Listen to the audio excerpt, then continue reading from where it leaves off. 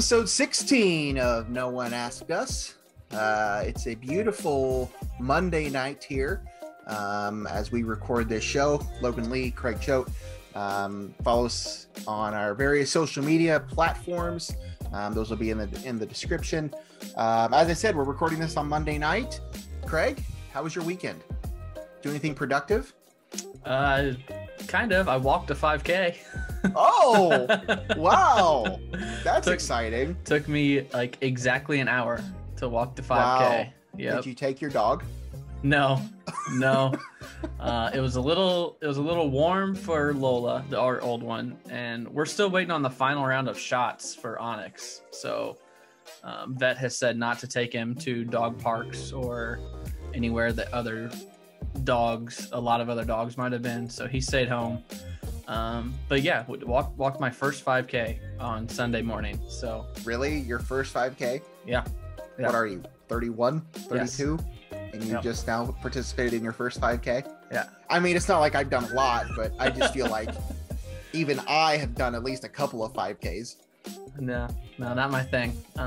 You do probably 5Ks on the golf course, but That's true. But I haven't walked a round of golf like since high school. So good point. Actually, that's funny because I'm in the market for a new golf bag, and I just by habit I was looking at the ones that you put down and have the little stand, the legs that kick out. I'm like, I don't need that. I'm never gonna walk a round of golf again in my life because they make separate bags for that fit on the cart. So I'm like, I need a cart bag now. But yeah, that's about what I did this weekend. A couple weeks ago, you were in the market for a new golf course to play at, and now you're in the market for a new golf bag. Just whatever. Is there anything you're not in the market for when it comes to golf? Do you have your shoes? Do you need a new pair of shoes? I got shoes last year. Okay. I got that taken care of last year. I got a new putter for Christmas, so I'm good there.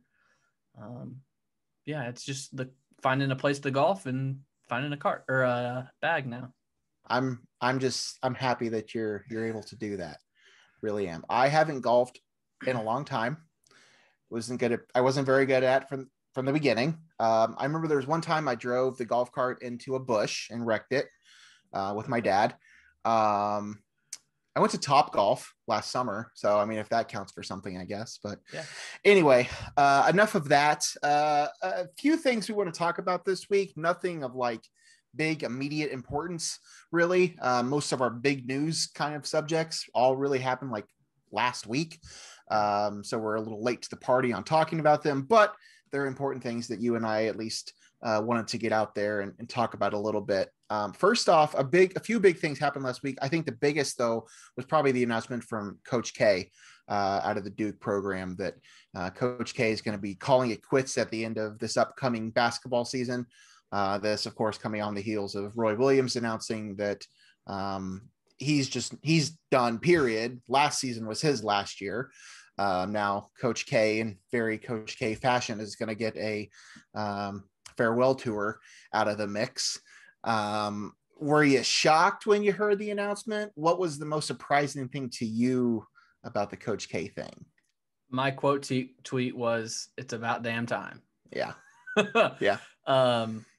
I think that's very similar to Roy Williams. He's not up with today's day and age of college athletics.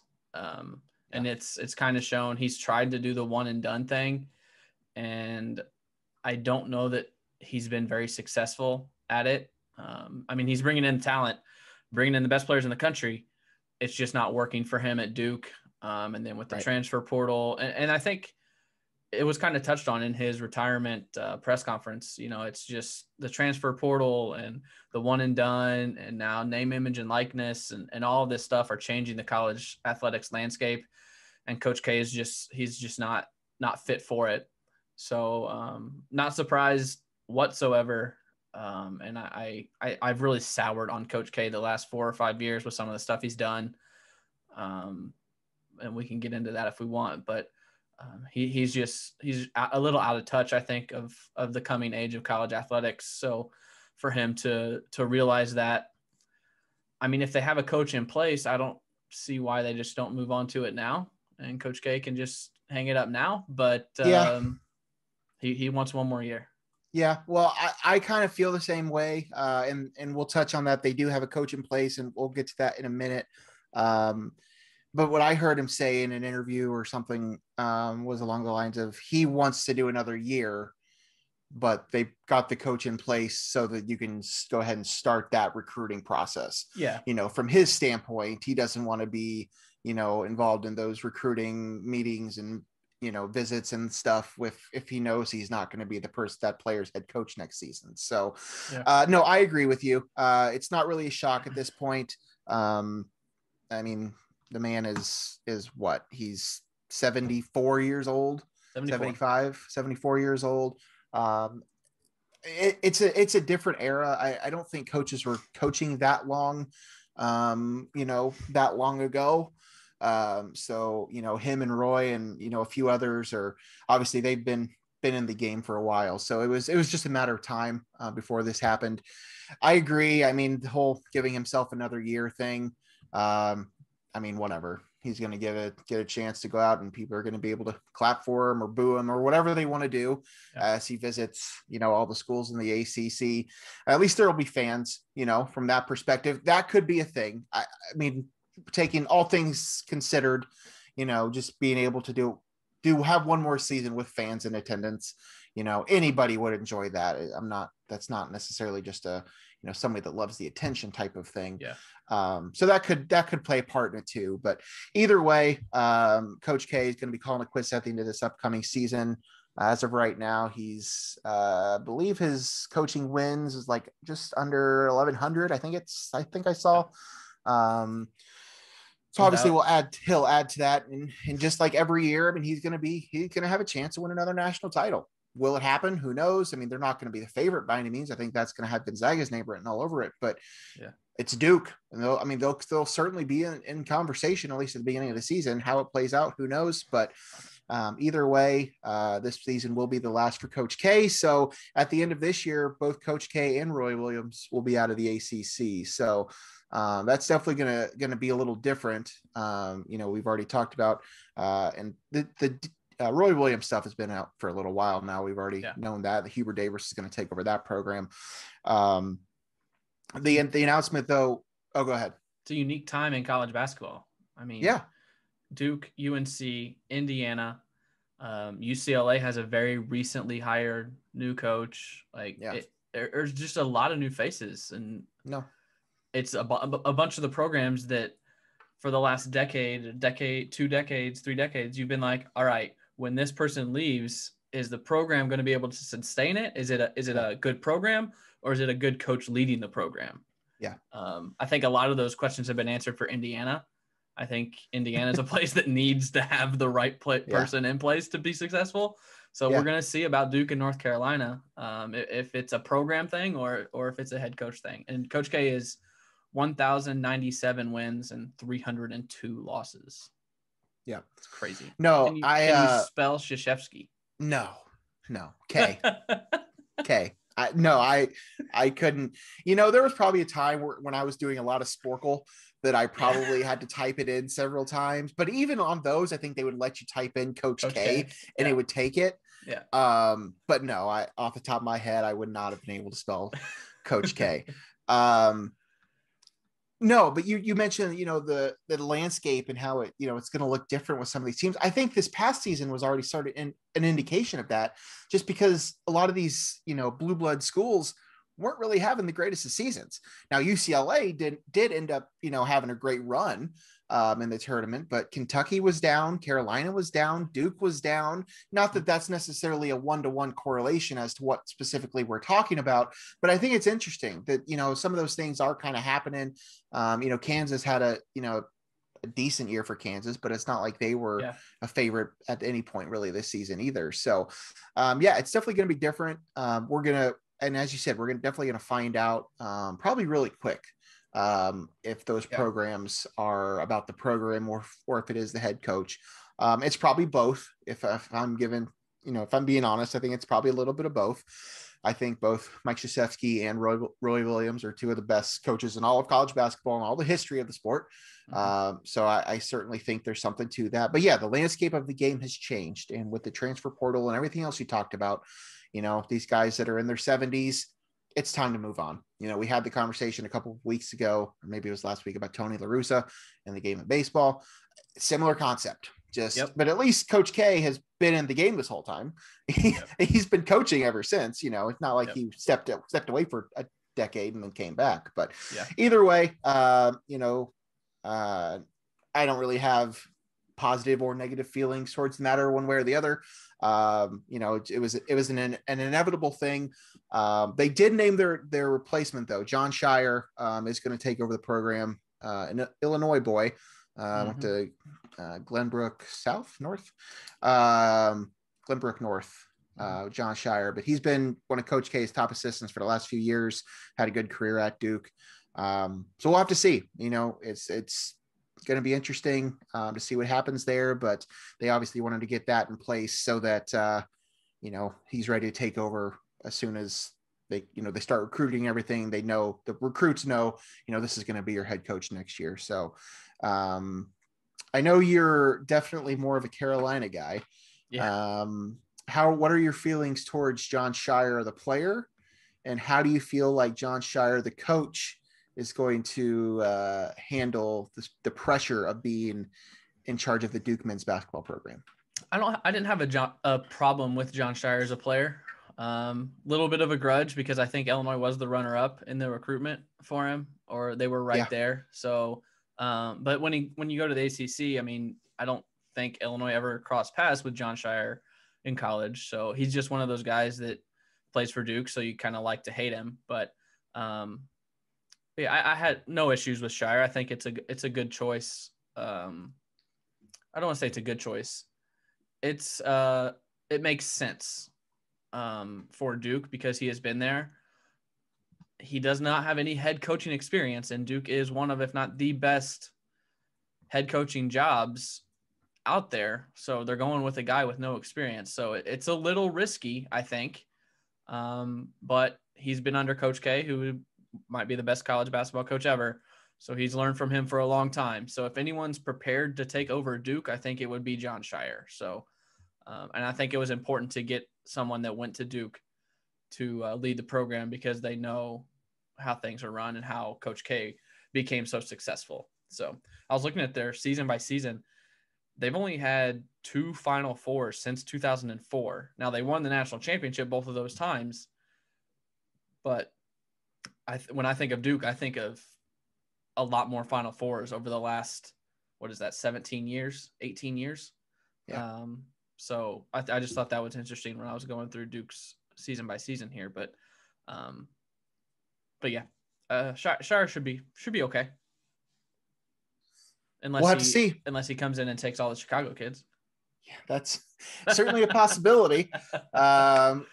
Obviously having that connection, as I just mentioned, and we don't really need to touch on the Illinois situation right now because there's really nothing to update you on, but not a thing.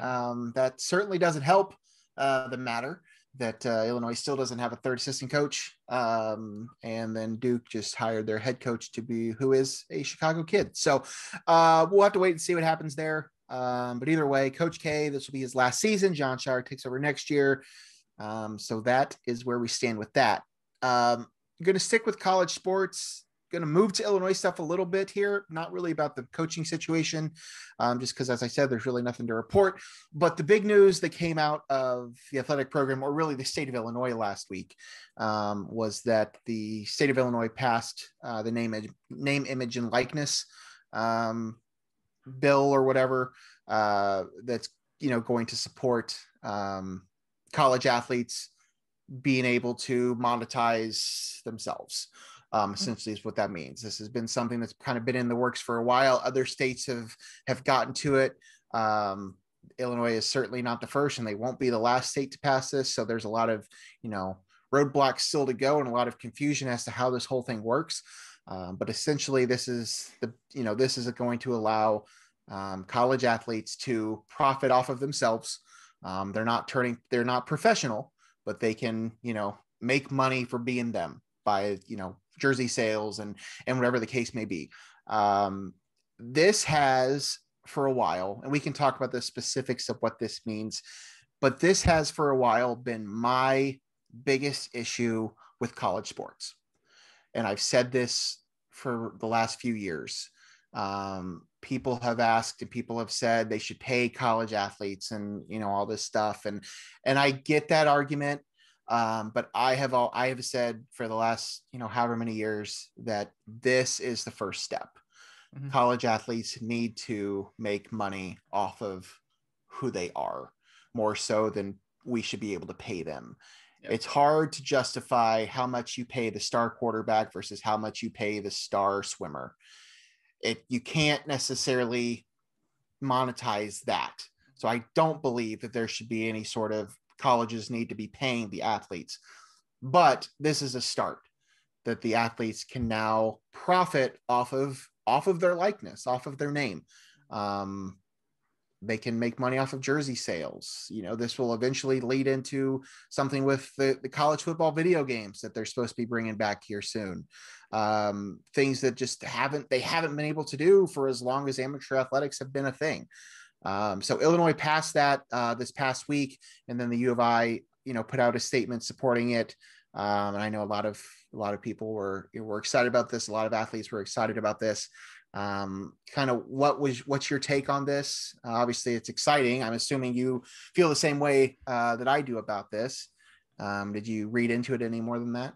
Yeah, I read a lot into it the last couple of days because I figured we were going to talk about it. I kind of had it in our rundown, so I wanted to be up to date. And my view on this has actually changed in the last couple of years. I used to be very much like, these kids are getting their school paid for, free education, while everyone else is leaving college and all this massive debt. These kids are getting taken care of with that and housing and all that. And then once I got more not involved with college athletics, but more in the know with my job up here in TV and kind of talking to some people at the university, it quickly switched. Like, all right, yeah, these players, athletes need to be represented better and make a little money for themselves. They do so much for the university. They bring so much money into the university that they need to be taken care of. And this is, like you said, a great first step. Now, there are a lot of layers to this. Neither of us are experts in this, but on the surface, it's pretty simple of how this is going to work. The best example is, I read I think it was a USA Today article today that outlined it really well. I think it was written in late May, so it's pretty up to date. It didn't have the Illinois stuff in it because that just happened this week, but it was really well done. They used the example of, an athlete, or I think it was an energy drink brand, asking an athlete, hey, take a picture with our product, post it on Instagram, Twitter, Facebook, all your social media pages, and you can make a little money. Basically, college athletes can become social media influencers is basically what I think the consensus is for the most likely use of this name, image, and likeness. So you could see Trent Frazier drinking a Red Bull and posting it and making a little money off of it. They had a lot of good stats on there. I got them all written down, so I'm going to be scrolling through here. Temple University did a study. This was also in the USA Today article, that Trevor Lawrence had the highest valued Instagram account among college athletes. Do you want to guess on what that annual value of his Instagram was? I wouldn't even know where to begin. $331,272. I would have guessed higher, but okay. Still, a lot of money. That's just his Instagram. I mean, You got to think he's got a lot of followers on Twitter too. All these Instagram and Twitter are like the two things for the college kids, and TikTok, I guess. So yeah, I think social media is kind of the consensus of where most of this is gonna, most of the money is gonna get made.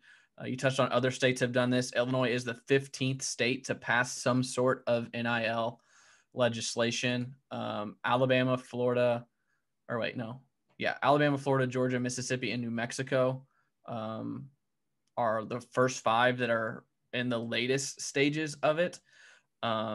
California and Colorado's are going to take effect January 1st of 2023. For Illinois here, if the governor signs the bill, it could take effect on July 1st here in less than a month. But the governor still has to sign it. Another thing I thought was cool about this is the bill was sponsored by 2 state representatives. One was Cam Buckner. The other one was Napoleon Harris. People in Champaign might know Cam Buckner. He played football for Illinois, and Napoleon Harris played football for Northwestern. So they're both former college athletes in Illinois. So they've been through all of this, and they know exactly how this is working. So that's some of the nuts and bolts that I saw. Like you said, Illinois was fully supportive of it. The athletic department put out a statement. Brett Underwood put out a statement. Brett Bielema put out a statement. And they've actually started a partnership with, and Bielema mentioned it in his statement, our partnership with Open Doors and Illinois Influence Program will put our student athletes in the best position to build their brands and maximize their potential in this new era. So Illinois was preparing for this, and they have been since Bielema took over. I think the influence program was started after Bielema took over. So they knew this was coming, and they're making sure that they have their athletes in the best position to benefit from this. And that's great. I mean, that's obviously knowing ahead of time that it's coming, and it was likely going to happen eventually. But I just think I think it's great. I think this is, as I said, this is something that I've kind of been in support of for a while. Not that my opinion really mattered. But I just felt for the last, probably since I was in college, I think probably getting to know athletes then and stuff. Yeah. I've always felt that they should be able to profit off themselves. And I thought that, I just think that's ridiculous that they can't. Yeah. There's a lot of, as you mentioned, there's a lot of layers to this thing. And we're not going to get into all of it, and we don't really understand all of it, and don't expect us to understand all of it. But there's just certain things that, Trent Frazier can't do that some engineering student at the U of I can do, strictly because who he is and who this other person is. Like, I just don't think that's fair. And I understand. I'm pretty sure that like he could get in trouble if me or you saw him out and like bought lunch for him. Right. Like the school could get in trouble because someone bought his lunch. Like, exactly. That doesn't make any sense. There's a lot. No, it doesn't. That doesn't make sense about that. And I mean, I've always used the example. I don't even know if it's totally accurate, but I heard this story once at one point. Like, somebody said, if somebody were to have a bake sale on campus and to advertise it as Trent Frazier's bake sale, that's a no-no. But somebody in the engineering school or whatever did the same thing. They posted on their Instagram, come do this. They don't care about this other person. But if it's the famous person that's famous because of the basketball team, then that's like, I don't know. I've always felt a little iffy about some of these things. And this is just the first step, but it's a huge step. That the state of Illinois is going to be trending this direction. One thing we do need to talk about though with this is if Illinois is recruiting a kid. Right. That's what I was going to say. Oh, sorry. No, go ahead. No, go ahead. If Illinois is recruiting Logan Lee from Oakwood to be a star quarterback, and Indiana, wait, let me make sure Indiana is not on this list, and Indiana is recruiting him as well to come across the border. Well, Illinois has got name, image, and likeness where, hey, Logan, you can make some money for yourself just by posting on Instagram here, and Indiana can't.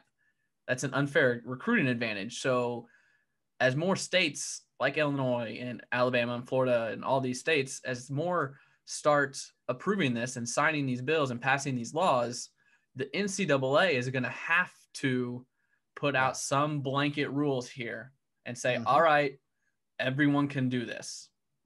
Or else you're going to run into that where Illinois is going to tell whoever their top target is like, hey, we got name, image, and likeness here. This other school that you just visited, that's your top choice, they don't. You can't get money from that school going there. So that's going to be that's got to be something to watch for, because that's an uneven playing field right there. Yeah.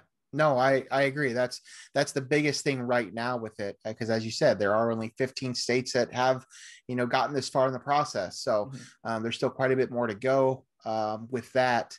Um, and I guess, I don't really know where they go from here. But either way, I think it's tremendous that they can get to that point and make some money, because I think that's going to be huge for them. It's going to be an advantage, at least for a little bit. The NCAA you mentioned, I've felt the last few years that the NCAA is just not quite moving with the times a little bit. I think things are changing, and they haven't been as willing to roll with the punches. That's an institution that's been functioning the way it is for several years, and it's worked well for them, and they make a lot of money. But they have to realize now that this isn't going to be all about that. And they're going to have to find a way to make everybody happy, or else things are going to get really bad really quick. I think the athletes that you think will benefit first are football and men's basketball. But something interesting I saw in the USA Today article was that, and I'm reading word for word from USA Today, so I'll make sure I credit them here. During this year's March Madness, 8 of the 10 most followed basketball players in the Elite 8 were women. Connecticut phenom Paige Beckers had more than twice as many followers on Instagram and Twitter as the most followed male player, Jalen Suggs. And there was a female athlete from a non-mainstream sport, Oregon softball player Haley Cruz, has over 1 million combined followers on TikTok, Instagram, and Twitter. So female athletes could very well make some bank advertising themselves here. So it's great for everyone. It really is. If you have a social media presence at all, you're going to be successful. Yeah. No, it's tremendous. And it's not just, as you said, it's not just the football team and the men's basketball team. It's anybody that's going to be able to do this. I love it. I love that Illinois got to that point. I hope that, the other 35 states get there too here soon.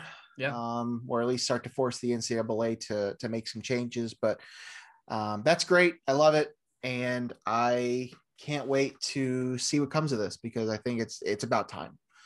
That's just kind of my take on it. It's about time.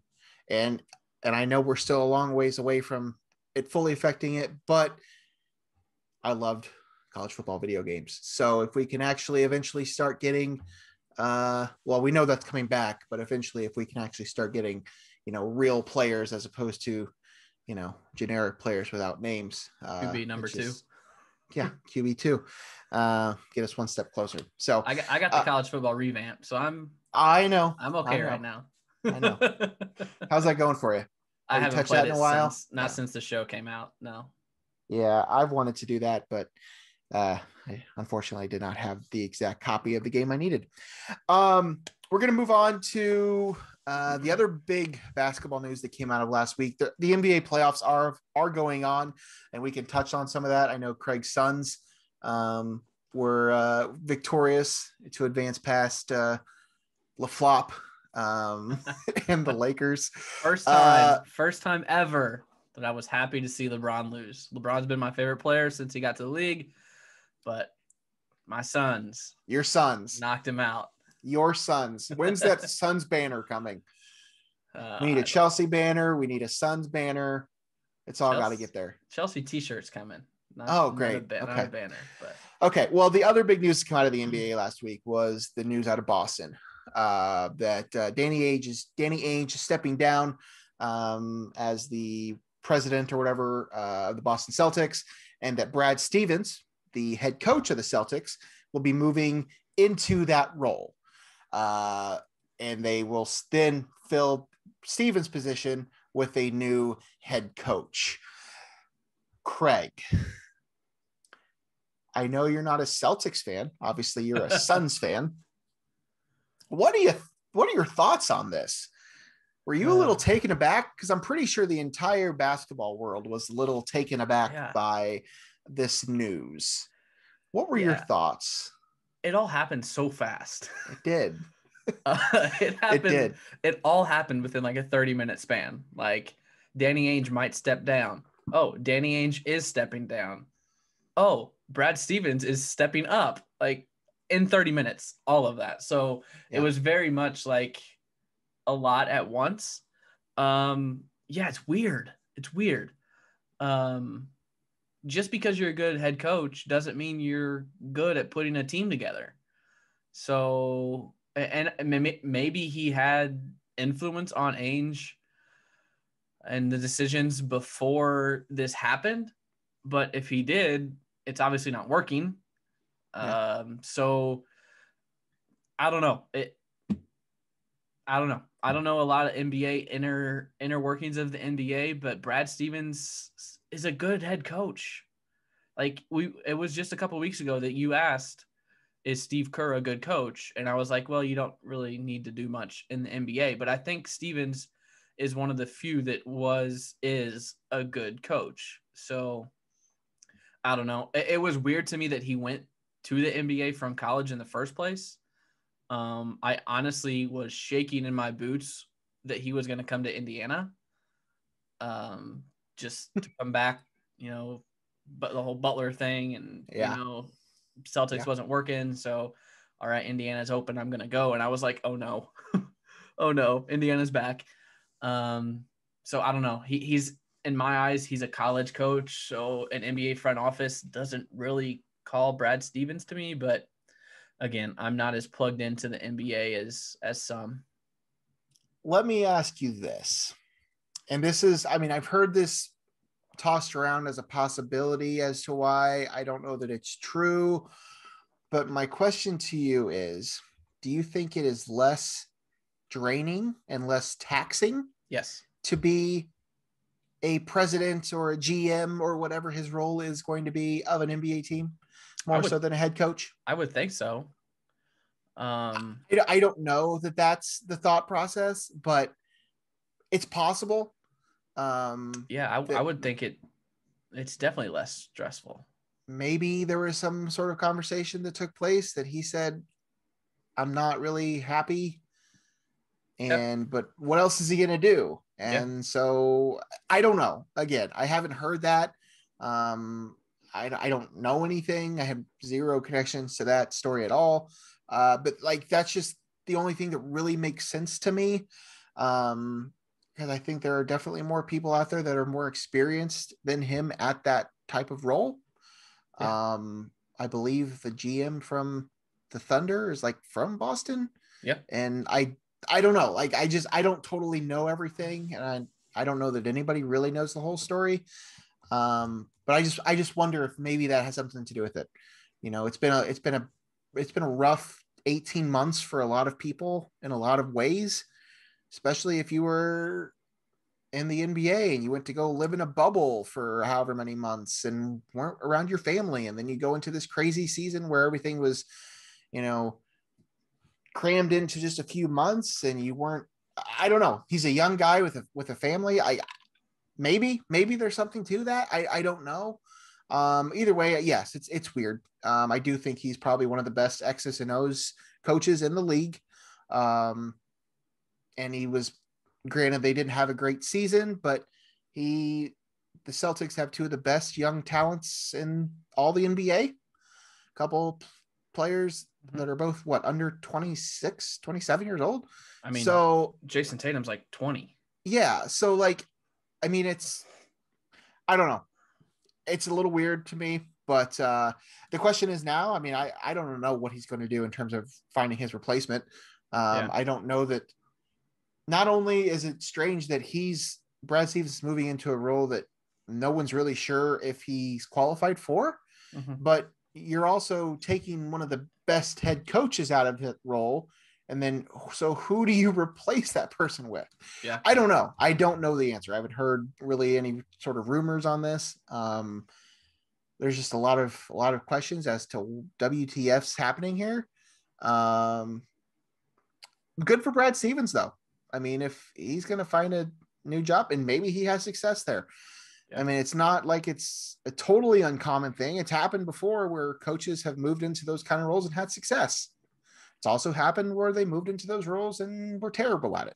And it's also possible that he can do that for a few years and then decide, I want to coach again. Yeah. He's not old. He's a young guy when it comes to the world of being a head coach. I mean, I don't know. I thought it was weird. I wasn't expecting it, but what about Juwan Howard? I have heard that name. I have heard that name. I'm just scrolling through. I mean, I certainly think things. I certainly think he'd be a candidate. Juwan Howard. I don't Jason know if Kidd. he's a candidate.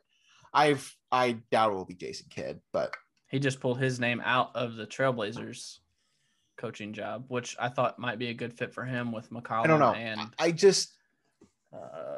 Dame there. Juwan makes some sense. I don't think you hire somebody that's not a splashy move. Yeah. Like, it just feels like this is going to be a splashy person. I saw Becky Hammond's name. Becky Hammond would be a splashy person. Yeah. I'd be all about that. It's only a matter of time before she gets a chance someday. I agree. We'll see. That was definitely a bombshell last week out of the NBA. Yep. But he's not coming back to Indiana, so I guess we can be happy that that's not happening. We didn't really have it on our rundown, but should we talk about the NBA playoffs just a little bit here? Yeah, we can run it down real quick. Second round is set. Yeah, do you have that pulled up? I didn't have it pulled up in time, so a couple of the second round series have already started. Yeah, and I knew that. The Eastern ones have started. Atlanta beat Philly.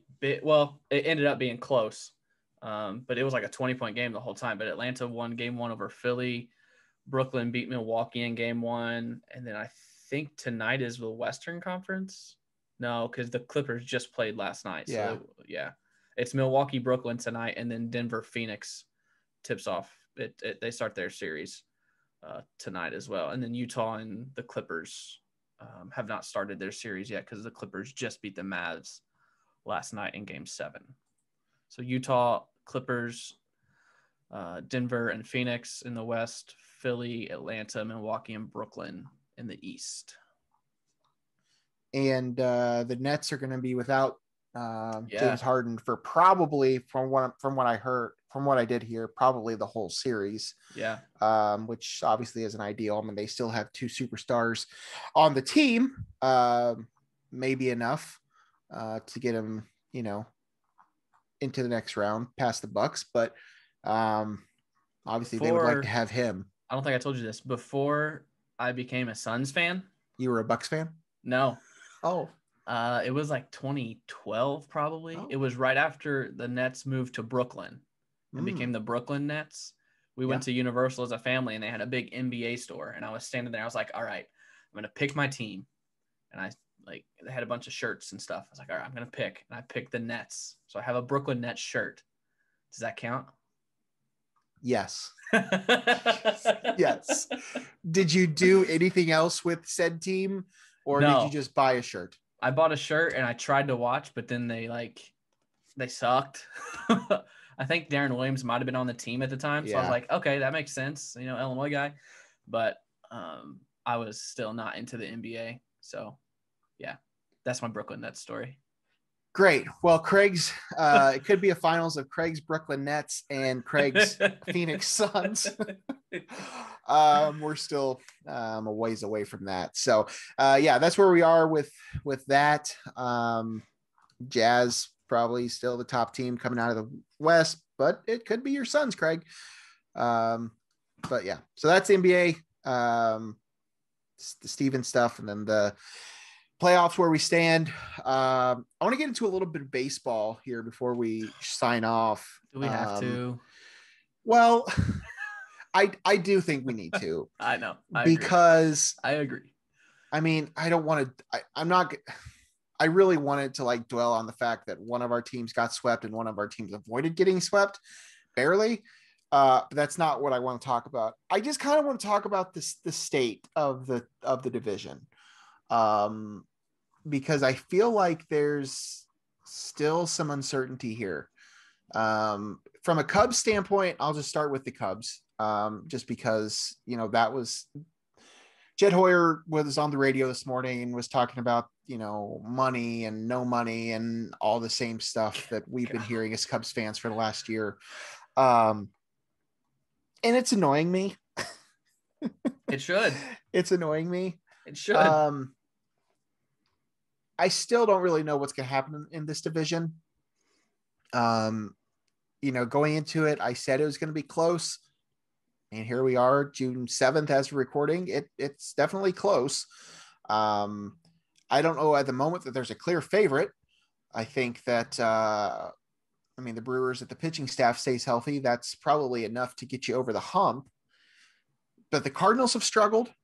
The Cubs have played well, but are in the middle of a brutal stretch where they just almost got swept in San Francisco. And now they head to San Diego to play the Padres, who the Cubs did just sweep, but I don't expect that'll happen again.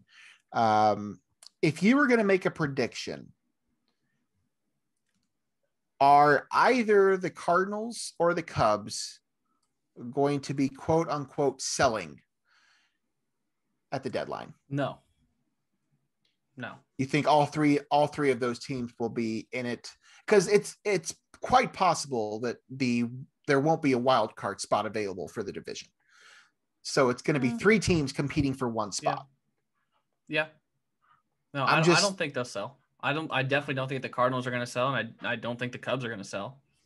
The thing that I saw today from the Cubs standpoint, they had a story on ESPN. I think it was Jesse Rogers was talking about it, but he had mentioned he'd thrown this out, and I've kind of been thinking about it. The possibility that the Cubs could trade Craig Kimbrell, who is having one of his best years in a long time, looking like peak Kimbrell, and still be considered in wanting to stay in contention. Yeah. I've given that a lot of thought. I don't know how I feel about it still. But I don't know. I'm trying to temper all of my expectations. The Cubs have played really well. Former Cardinal great Patrick Wisdom is ripping the tar off the baseball. Do you want to talk about your tweet? How much time we got? Greg, let's talk about the Cardinals. How are we feeling? Where do you want me to start? Do you want me to start with the subject that's on the rundown, or just the Cardinals in general? Well, we can talk about the subject that's on the rundown. That's fine. Go ahead. Just lay it out there. I hope the MLB is happy that one of their best National League pitchers injured himself, not on the mound, being one of the best pitchers in the league, but in the batter's box. Yeah. When are they going to learn their lesson? And of course, it's me being a salty Cardinals fan that our best pitcher got hurt while batting and not pitching. Like, if he hurts his oblique pitching, whatever, he's doing his job. But it's more fun to watch the pitchers hit. Yeah, sorry. If you're 80, if you're our grandparents, yeah. Like, it's bad business. It's bad business. And who knows when he's going to come back. What's the Cardinals manager's name? Schilt says it's a significant injury. So probably after the All-Star break, 4 weeks, 5 weeks, 6 weeks. I don't know. It's bad right now. There's no depth. The same stuff that I talked about at the beginning of the year when they were struggling. There's no depth. The top 4, 5 now, because Tyler O'Neill is playing really well. The top 5 in the lineup are pretty scary. Edman, Carlson, Goldschmidt, Arenado, O'Neill. But the bottom 4 and the pitching rotation is a bunch of AAA guys. There's just no bench depth. There's no lineup depth. There's no pitching. I mean, that's due to injuries because you got Flaherty out. Dakota Hudson's out for the year with Tommy John. Kim just went on the IL. Michaelis is on the IL. So 4 fifths. Is that right? 4 of the 5 starters in the rotation. 4 fifths works, yes. Are hurt. So I mean, you can't. That's not an excuse, but you gotta build for that. Injuries happen. You gotta have some depth there. It's just frustrating. And to go into my tweet, it's frustrating when you don't have depth and you're trading away guys like Adolis Garcia or Randy Arozarena or Patrick Wisdom or Randall Grichuk. Do you want me to keep going? No. I mean, I for those that don't know what I'm talking about, go find me on Twitter at Craig W. Choate. June 5th.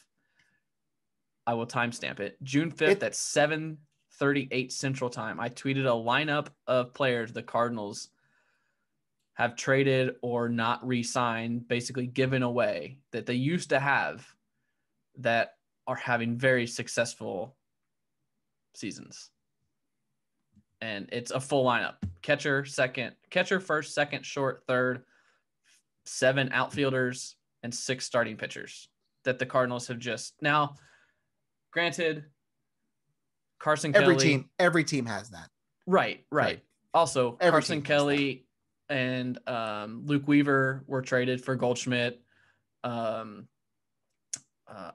Alcantara, Sierra were traded for Ozuna, who was great when he was in St. Louis. We'll not talk about him any more than that.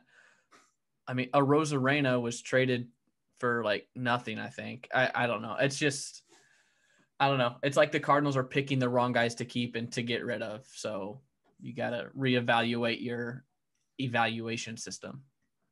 I don't know. I thought, and you just kind of said something there. Is it the same for the Cubs? Do you feel like there's a lineup of former Cubs out there that would make up a pretty good team? I mean, maybe, but I would still take most of the guys the Cubs have over most of those. Right. I mean, DJ LeMahieu is a big one, and Gleyber Torres is a big one. Yeah. Eloy is a big one, although he's hurt. Yeah. I mean, yeah, there's obviously big ones out there, but I mean, I would still take Rizzo, Baez, Bryant. Right. And see, that's Contreras over most anybody else that. So yes, I mean, I think most teams probably have that. You were able to put together a pretty strong list.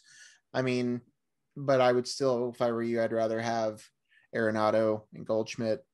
Yeah, and those aren't the ones that I'm talking about. I'm talking about I the Cardinals got rid of Randy Arozarena and Adolis Garcia and kept Lane Thomas, and I think Justin Williams is a new addition, so I don't think him. Sometimes that's bad. That's bad management. Sometimes it's bad luck. Patrick Wisdom bounced around on a few teams.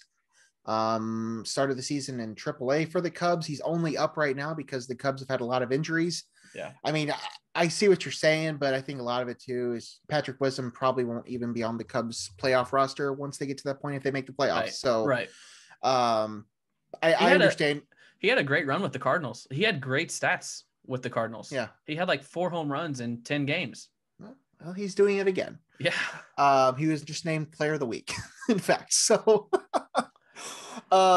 I just wanted to get you fired up about the Cardinals, just because, it's June. So what else are you going to get fired up about if it's not baseball?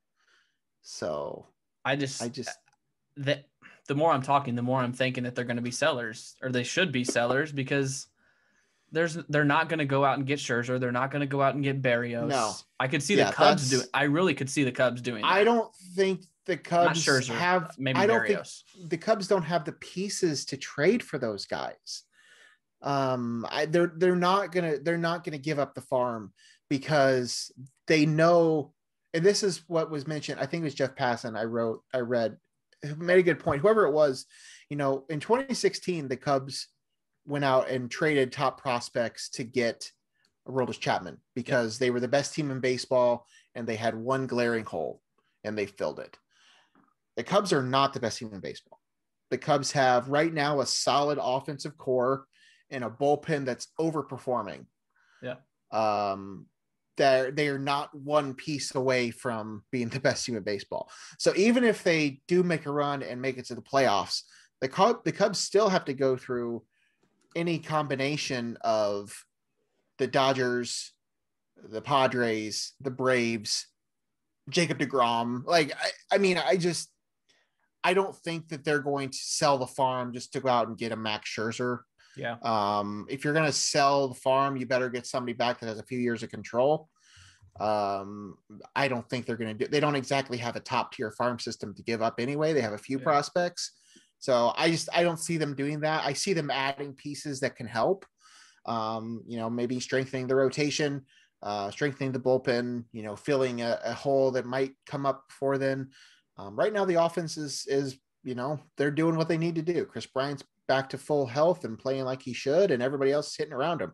They've also had, strong performances from role players like Matt Duffy and Patrick Wisdom and Jake Marisnick, and these guys that were just brought in to be bench bats and depth, and they're playing well in the absence of other players. So I don't know. Obviously, it's June. We still have a ways to go, but those topics are starting to pop up around baseball, when it comes to buyers and sellers and everything else. So we'll see. Imagine if you had a guy like you, Darvish. Don't get me started. You got me started. It's so stupid. It's so dumb. I mean, I get it. I got it then. They thought we're sellers. Let's just get something for him. Okay, sure. But what you got back for him is a MLB capable starting pitcher and then a bunch of teenagers who won't see Wrigley Field for 5-6 years. So, yeah. I mean, I don't know. And now here you are, having a chance to win the division, and you don't have an ace. You don't have, I mean, Kyle Hendricks is an ace, but you need more, and they don't have it. And yeah, that would have been nice.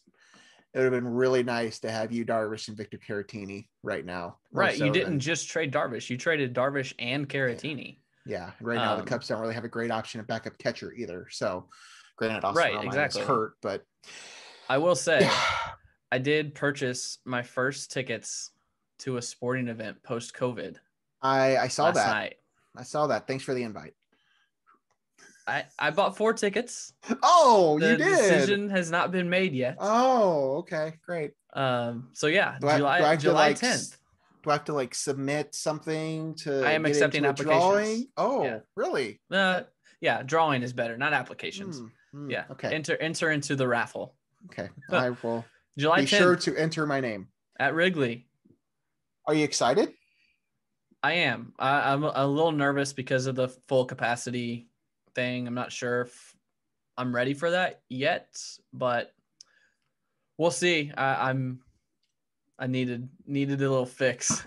Needed a professional sporting event fix. So I understand. Last Friday, I went back to the ballpark that I used to work at for a few innings.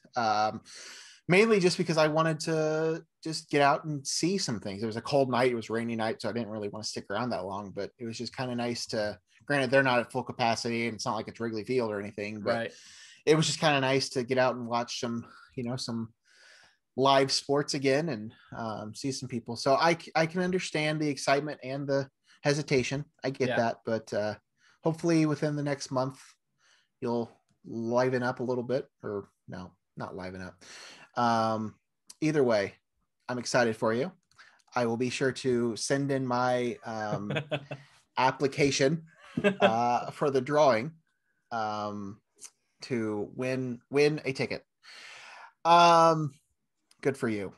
Craig, do you have anything else that you want to touch on this week? I have no idea how long we've been going, but I feel like we're probably nearing our time. I think it's almost been an hour. Not quite. Okay. We've got like almost 10 minutes, I think. Great. Well, what else should we talk about, Craig? What else happened in your world this week? You've got the rundown. It's your show this week. You also have the rundown. So golf again. Oh yeah. I just see that's your world. That's your world. I'm struggling with what to make of this. So for those that don't watch golf, and I don't even know if Logan's familiar as to what happened this week. I am not. So it was the Memorial Tournament, which is Jack Nicklaus's tournament. And Jon Rahm. Do you know that name? You might know that name. I don't. No, I don't know the name. That would not have been on the list I would have given you a couple weeks ago. He is one of the best. Sorry, I'm looking up the official World Golf Rankings. One of the best golfers in the world right now. And he was proving it this week. He is number 3 in the world right now. And he was proving it at the Memorial. He was 18 under after 3 rounds, 6 shots clear of second. He had a 6-shot lead. He is leaving the green on the 18th on Saturday afternoon. It's the end of CBS's coverage window. So they're like signing off, I think. I wasn't watching. I was following on Twitter because I was busy Sunday or Saturday. It was like 5:30, 6 o'clock Central Time. Walking a 5K? That was Sunday. So CBS is following him as he leaves the green, and a gentleman with the PGA comes up to him, and you can just see Rahm's face just go flush, just go white, pale. And he just slumps over and puts his hands on his knees because they just told him that he tested positive for COVID. Basically, he was still on the 18th green. They told him that in front of the CBS cameras, in front of the spectators, and he's like crying, walking off the 18th green. And even Jim Nantz, he's like the clips on Twitter out there. Nantz is like, not really sure what's happening here. Seems to have just gotten some bad news. Like, okay, so let me start with my issues with it. One, why did you tell him there? Like, let him get into the scoring room or into the players' lounge and be like, hey, John, your test came back positive. And don't, like, to have him in front of the fans. So he was done. He was done with his round. He was done with his 3rd round. He was walking off the 18th green. Okay. And the guy with the PGA came up to him and his caddy. And someone on Twitter made a good point. So the dude that brought him the news had no trouble being within 6 feet of him, even patting him on the back. So there's an issue there. And I know I'm telling this story bass backwards, but this is just how my brain is working. So what happened was he was told on Monday that he came in contact with someone who tested positive, but he had not tested positive yet. So as long as he was asymptomatic, he could play this week, which he did. And he was not showing any symptoms, and he continues to not show any symptoms. But he tested positive after round 2, I think, on Friday night. And then they wanted to do another one, and he tested again, and those results came back while he was playing his 3rd round on Saturday. So he had 2 positive tests to confirm it, and so they made him withdraw. So, I mean, I'm just racking my brain here. Why not let him go play the course like by himself before everyone else tees off so he can finish the tournament? Because he was 6 shots ahead. Like, let him and his caddy go out there with a scorer, make sure he's not cheating, and let him play the course as it would be on Sunday before everyone else. Like, keep him away. Golf, it's easy to social distance in golf. It was one of the first sports to come back for a reason, because you're not around anyone if you're playing, because the fans are far away. I mean, it's you and your caddy. Like, that's it. So I don't know. I just don't think it was handled well. I think he could have finished the tournament. Also, they could have just gave him the win anyways, because he was 18 under after 3 rounds, and the winner was 13 under after 4 rounds. So they didn't even catch him. So I don't know. That's my golf soapbox. It was just pardon my French, we're going to get the explicit tag here. It was a shitty way to handle it, but that's where I'm at. I was not familiar with the story. For some reason, I had just missed that. Kind of sounds, I know this is kind of 2 different things, but similar to the Justin Turner situation. Granted, that wasn't an individual event, but that was several months ago when things were, obviously a little more dangerous or high risk than they are now. Yeah. But that was, I mean, just kind of same type of, in the middle of the championship, you find out that you're positive and you have to stop.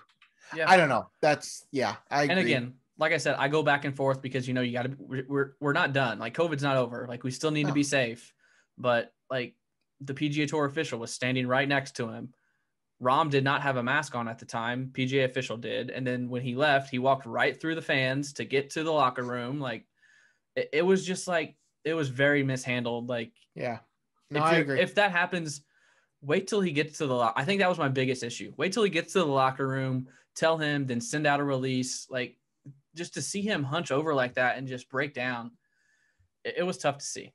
So that's all I got. We can move on. I agree. No, that's probably a good place to end. Well, I guess I have one other thing I want to talk about. Yep. So there wasn't a big movie release that came out this week, so I don't have anything to talk about that. But there was a Netflix special that did drop this week from Bo Burnham. You familiar with Bo Burnham? Yeah, I liked his stuff in college. I think it was. Yeah, well, that's about ago. Bo Burnham is right around our age. Comedian, for anybody that doesn't know, that did a lot of music. Was kind of his bit. Played the piano and wrote songs. That were kind of like part of his stand-up. But he basically did it's a comedy special that dropped on Netflix this week that he shot, edited, wrote everything himself during quarantine. Basically just locked in a house, just like the rest of us were. Looked like he was like in his guest house or something. That he just did this whole thing. It's like a 90-minute long, combination of, stand-up type stuff and music. It is a comedy special, but I use that in air quotes a little bit because it's kind of dark too. You can tell he's obviously going through some stuff just like a lot of us were. I mean, he wrote it over the course of the pandemic where he didn't leave, and it's called Bo Burnham Inside for a reason, because he doesn't leave, and that's kind of the whole bit of this. But he said it took about 6 to 7 months to do over the course of that time, but it's really good. What I'm getting at is it's a really good special. If you're familiar with Bo's work in the past, I definitely recommend it. It's interesting. It's funny. It'll definitely make you laugh, but it's not laugh out loud, hysterical, everything like you might be used to from some of his stuff. But it's definitely good. It's definitely worth checking out. That's on Netflix. Just dropped this week from Bo Burnham. Bo Burnham Inside. I didn't really put this as a movie per se like I normally would. So I'm not going to give it a score. Just give it like a thumbs up. It definitely has a thumbs up. Okay. Definitely has a thumbs up. I think I actually did give it a star on Letterboxd. I think I made it up. I think it did like a 4.5. Wow. It's good. I mean, it's good. But again, it's a comedy special. But it feels more like a movie. Like and he did all of this himself. He did all the lighting. He did all the audio. Like he had some producers that were involved after the fact when it comes to putting it together. Because I wanted to watch the credits just to see like how many other people were actually involved in this process, but the whole shooting it, all that was him. He wrote it, he shot it, he edited it, he did the lighting and everything for it. So definitely worth checking out if you're into his stuff. That dropped this week. So yeah, next week there will be In the Heights comes out next week. Pretty excited about that. That's Lin-Manuel Miranda's maybe the first show he ever put together. He's not in it. He's a producer on it. Obviously he wrote it, but that drops on HBO Max this week, and theaters as well. So looking forward to checking that out. Hopefully this weekend, so we can talk about that next week. Other than that, I think I'm good. Did we get to everything? Is there anything else we need to talk about? I watched Hamilton again this week. Yeah. Yeah. What'd you think? You. I was texting you about that. It's just like it's a masterpiece, man. It is. We listened to the soundtrack. We could spend a whole episode just talking about Hamilton. Our last trip back to Oakwood, we listened to the soundtrack the whole way back, and there's not a bad moment. No, it holds up. It holds up really well.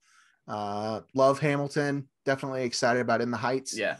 I've already heard really good things about that. Oh. I think I've got access to HBO Max, so that we might be able to talk about it next week because that's wonderful. I might have watched it. Well, I will be traveling back home for a wedding this weekend, so I'm hoping that I can get to see it Thursday night, maybe. But if not, we'll have to see when I get to it. Also, Loki starts this week on Disney Plus. the show of the Thor character, Thor's brother from the MCU. He gets his own show on Disney Plus that drops. They're doing Wednesday releases, I guess, for this one. So not going to be on Friday. That'll be on Hump Day. So definitely looking forward to that. I've also heard some really great things about that show as well. So yeah, a lot going on in that world, and we'll have more to talk about with that stuff next week. So last check, 24. How are we doing on 24? We're through season 2. Yeah, into season 3. I think I finally met Chloe, which is what I was referencing the last time. I didn't realize she wasn't in the first 2 seasons. I guess I had forgotten all about that. Yeah, this early season 3 is a little bit slow. I'm not latching on like I had the first 2 seasons. Season 2 got a lot better at the end. I said last week that season 2 was also starting off slow, but it got a lot better. This one is kind of timely because it's the virus that is. Oh yeah. Yep. Okay. Yeah. So you're really going to make me want to go back and watch this show again. So yeah, it's Jack Bauer's addicted to heroin, and it's there's a lot of turns, but it's been good. It's a good thing for me to watch during the day when I'm working and whatnot around the house. Did you ever watch Dexter? Yes. That's coming back. Love Dexter. It's coming back, and I'm not sure how I feel about it. If I want to go back and rewatch it again before the new That's not a bad season idea. Or whatever they're calling it comes out. Yeah. I think it's streaming somewhere. It used to be on Netflix. I don't know if it is or not. I don't know if it is. I think it's on Prime now, I think. Either way, anyway, we've been going on for way too long. This has been No One Asked Us, the show where Craig and I talk about a lot of nothing and something at the same time. You can find us on social media at the Logan Lee, at Craig W. Choate. You can follow us on Twitter at No One Asked Us Pod. All that information will also be in our description as well. Craig, it's been a pleasure. I hope that you have a fantastic week, and maybe we'll have important things to talk about next week. Let's get us an assistant coach. Let's get us an assistant coach. Craig has not heard back about his application for the job. You don't know that. Okay, I shouldn't say that. I don't know that Craig hasn't heard back about his application to be the assistant coach for Illinois basketball, but I'm going to guess that he hasn't. I think that's going to do it for us. For Craig Choate, I'm Logan Lee. We'll see you guys next week. Bye.